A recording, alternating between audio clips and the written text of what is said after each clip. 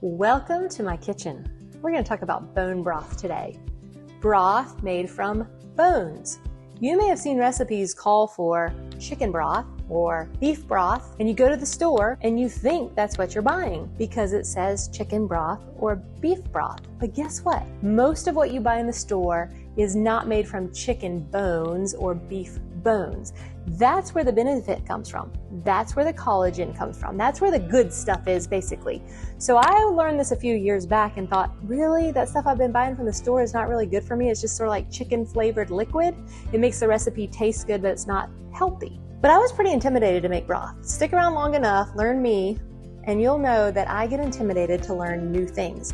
Once I learn them and conquer it, I realize, oh, it's no big deal. But it's like everything I learned to do, I have to realize that all over again. It's not a big deal. I can do this. Bone broth is one of those things. We, in fact, processed our chickens for many years. You may think, if I could process chickens, why can't I make bone broth? I don't know. It was just one of those things in my head that I just couldn't conquer. And so we would have chicken meals, and we're a big family. So we eat 2 chickens at a time, large chickens at a time. And I would just give all those amazing bones to our dogs.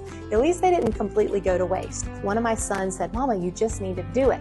I said, okay, I'm going to do this. And once I did, I kicked myself once again and said, why have I not been doing this all this time? It is so easy, way easier than processing chickens. If you have your own chickens, you should definitely be doing this. But even if you don't have your own chickens, you should definitely be doing this. Some people will tell you, oh, you've got to use the best quality bones that come from pasture-raised chickens and all that. That's excellent. That would be preferable. But if that's not what you have, use what you have. What is bone broth good for? Our body has more collagen than it does muscle. You know how important muscle is. We need collagen for a lot of reasons.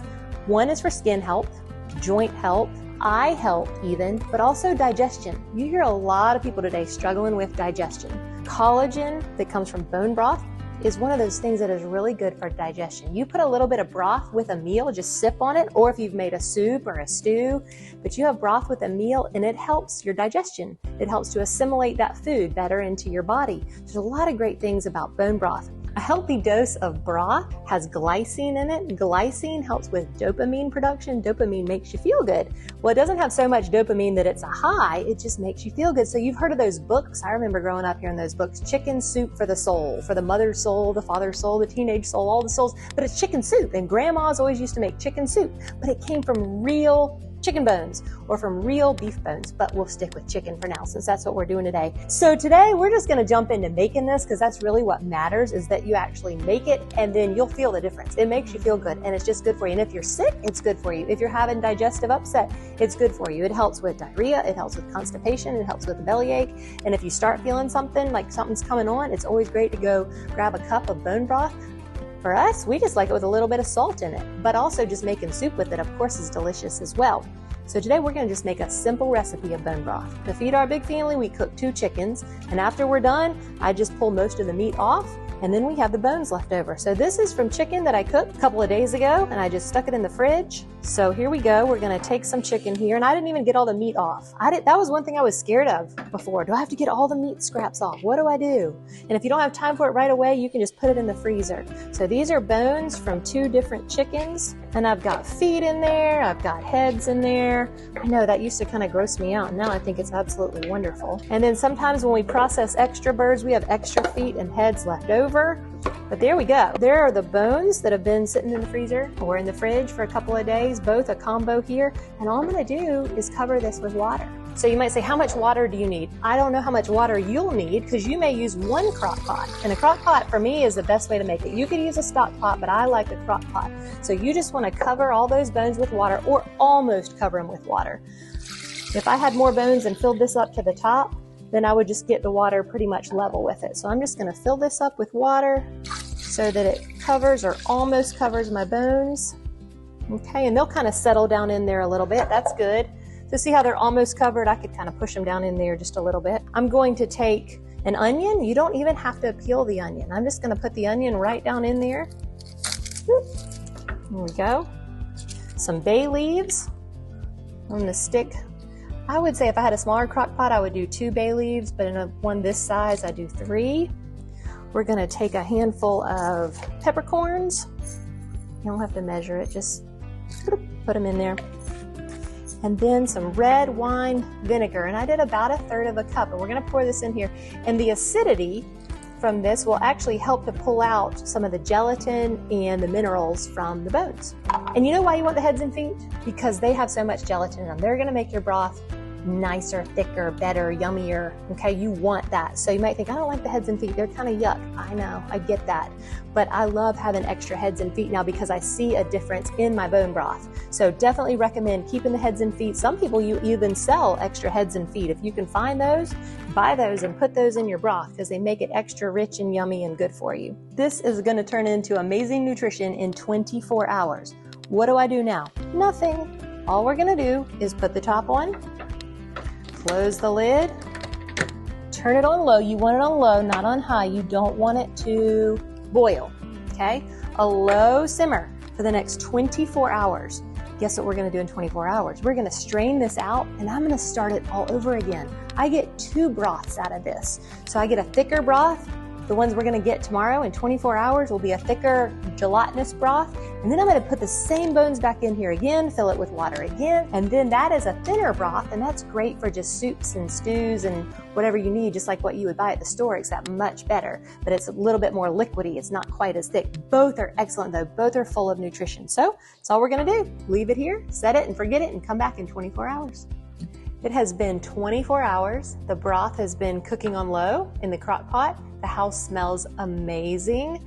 And so we're gonna look at our broth, see what it looks like, and go ahead and strain it. So let's remove the lid from the crock pot. There we go. See how it's kind of cooked down a little bit? Got a nice, beautiful golden color. So all I'm gonna do is start removing the contents. Woo! Maybe choose to wear an apron would be a good idea. And remember, we're going to put all these bones right back in here when we're done. And I'm gonna broth it again for 24 hours to get all that goodness out once again. You don't have to do that, but I would recommend it. We go through so much broth in our home. Having a second brothing is great for a thinner broth. It's less gelatinous. So that's kind of what I do, and then I'll start using this skimmer right here. The skimmer helps to just get some of this off. I'm not really skimming with it right now. I'm just pulling the rest of it out, but not wanting to lose any of the broth. Wish you could smell this right now. It smells amazing. Now, that's good enough. I don't have to get everything out of there because now we'll set that aside.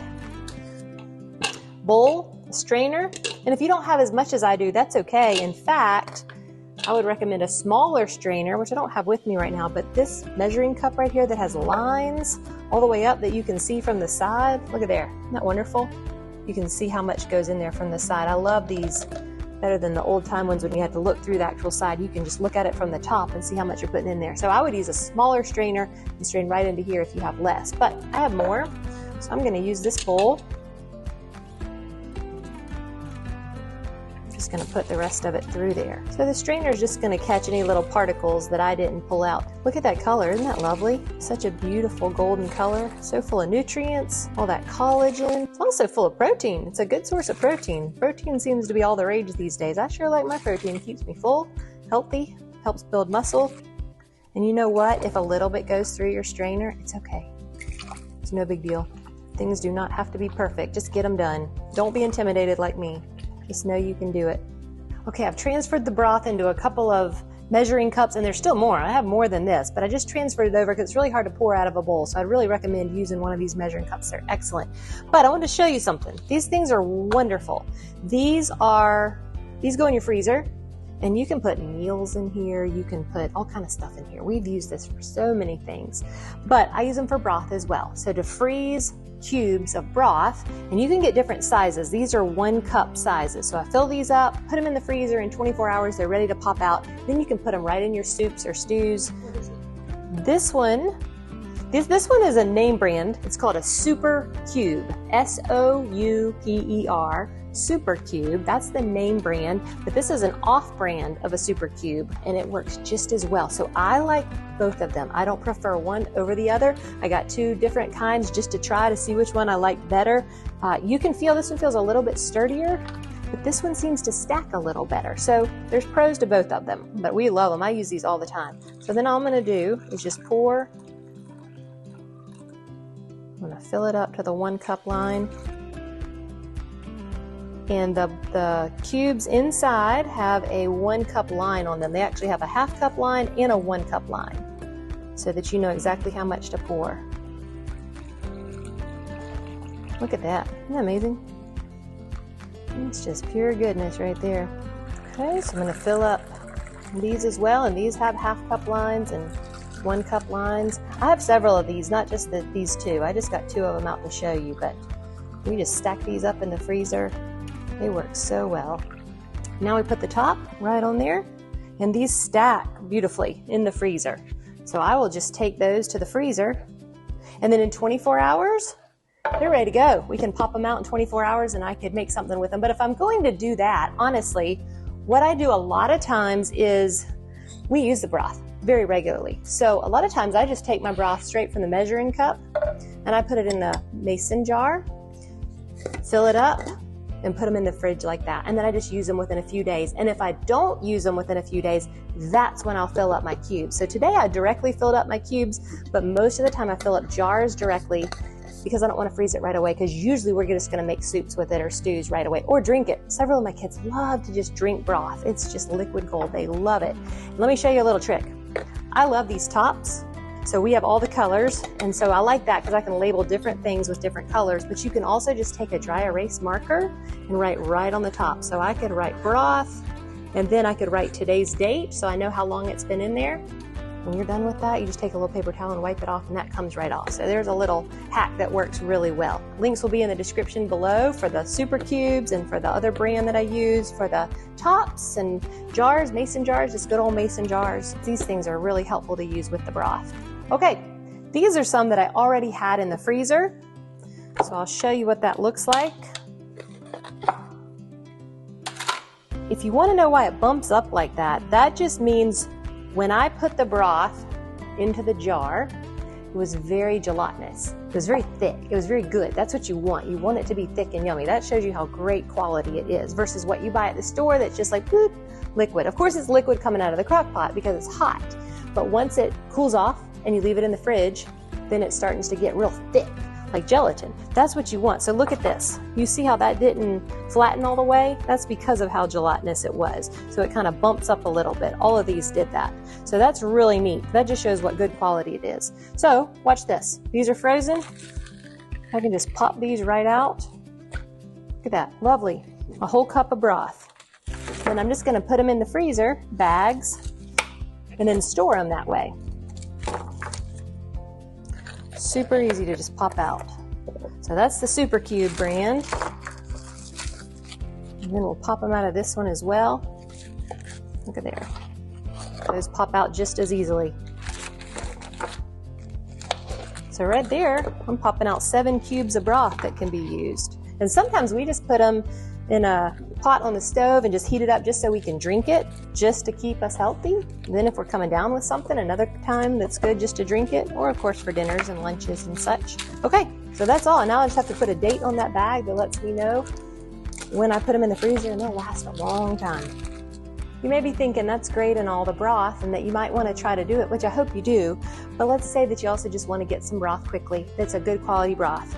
I can recommend the Kettle and Fire brand. Until I learned to make broth, this is what I use. It is real bone broth made from real bones. Now, it's not gelatinous. It is thinner. Like if I made broth a second time in the crock pot, it's more like that consistency, but it's still a good quality broth. So Kettle and Fire, they have chicken broth, they have beef broth, and actually quite a few other flavors as well. So that is one that I could recommend as a good quality actual bone broth. I also wanted to mention this book called Nourishing Traditions by Fallon.